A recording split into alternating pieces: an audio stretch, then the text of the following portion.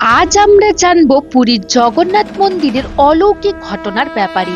ইতিহাসে বর্ণিত রয়েছে যে আজও পর্যন্ত জগন্নাথ পুরীর মন্দিরে কখনো কোনোদিন কোনো পাখি বা বিমান উঠতে দেখা যায়নি। তবে অলৌকিকভাবে কিছুদিন আগে দেখা গেছে যে এক গরুর পাখি মন্দিরের পতাকা উড়িয়ে নিয়ে যাচ্ছে আর মন্দির পরিক্রমা করতেও দেখা গেছে। মানব সমাজে এ কিসের সংকেত দিচ্ছে? এটা কি কোনো অশনি সংকেত?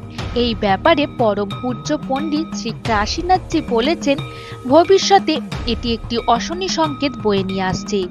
গরুর পাখি এই পতাকা উড়িয়ে নিয়ে সমুদ্রের তটে ফেলে দিয়েছেন। এর অর্থ লক্ষ্মী দেবীর কৃপা বন্ধ হয়ে যেতে পারে, প্রত্যেকের জীবনে ধন সম্পত্তি, খাদ্য ইত্যাদির সমস্যা দিতে পারে। তাই সময় থাকতে সবাই ভগবানের শরণাগত হতে বলছেন, সবাইকে ধর্মের পথে চলতে বলছেন আগামী দিনের সুরক্ষার জন্য। তাই সবাই ধর্মের পথে চলুন।